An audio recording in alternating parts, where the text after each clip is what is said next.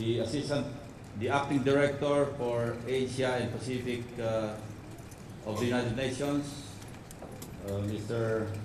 Haoliang Su, our development partners from all over the world, my fellow workers in government, ladies and gentlemen, good morning.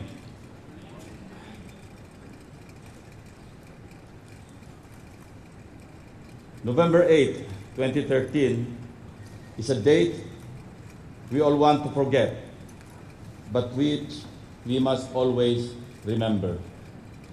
Typhoon Haiyan or Yolanda struck the Philippines. It is the strongest typhoon to make landfall in recorded human history. On the morning of November 9, the world awoke to see images of a global catastrophe.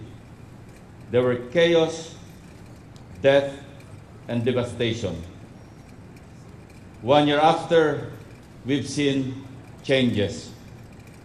As we reflect on where we are a year after, there were criticisms and praises as to how the government responded. There have been conflicting views as to whether the recovery process has been fast or slow.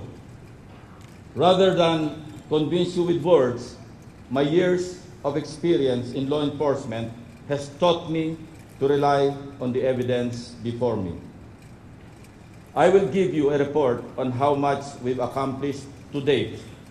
I will also share with you the issues and challenges we encountered and the actions that I have taken as the Presidential Assistant for Rehabilitation and Recovery. 11 months ago, the President offered me a job. Anyone with a heart that bleeds for the less fortunate and the downtrodden would not think even for a second to refuse. I know that feeling for sure because I was there. For one, I never bothered to ask the President what authority I would be given to have the task done.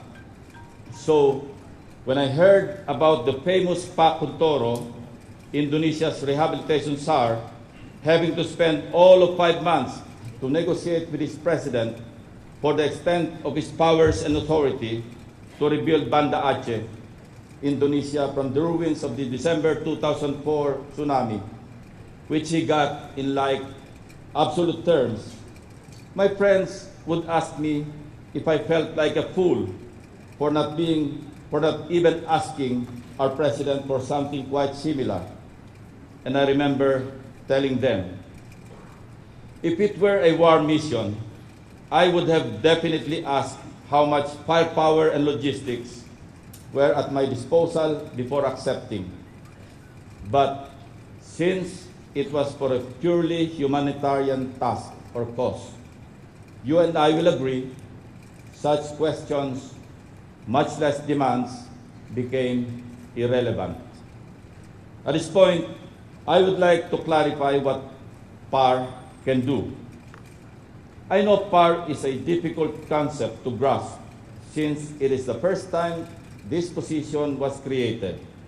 The name itself is hard to remember, but the real challenge for me was having been labeled a rehabilitation czar, which set expectations unrealistically high. Once and for all, I would like to set the record straight. I am not a czar. I have no implementing power. I have no powers to manage or hold funds. My only mandate is to coordinate and oversee rehabilitation efforts and to propose funding. The responsibility of rehabilitating 171 cities and municipalities with very limited authority makes the task even harder. But to this day, I still believe that a mere coordinator can make a difference. Initially, I received no budget allocation for an office and staff, but I was able to organize a ragtag team composed of 5 of my former Senate staff and a real estate development planner whom I requested to be appointed as undersecretary. I was able to muster a staff of 16 under government payroll.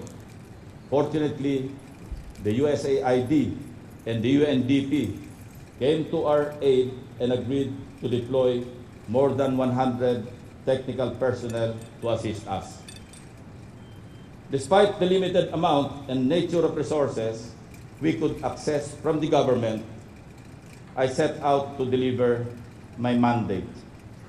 I firmly believe then and now that what I lacked in authority, I would make up for through innovation and a lot of improvising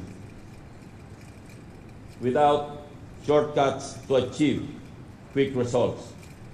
We're holding office in a 248 square meter space inside the posh Bonifacio Global City in Taguig, albeit with Spartan-like fixtures. What gives? The rent is free, including water and power utilities. Most of the time, with free lunch. 3 days after I was sworn into office, I visited some of the hardest hit areas, having discovered some bunkhouses with substandard construction materials. I immediately requested our authorities to investigate these sites. This served as a deterrent to others who had similar designs. Later, I requested the Department of Trade and Industry to deputize the Philippine National Police Criminal Investigation and Detection Group to investigate and confiscate substandard construction materials. Because of this, several raids were carried out and substandard materials amounting to about 104 million pesos were seized. We facilitated an end-to-end value chain solution to millions of failed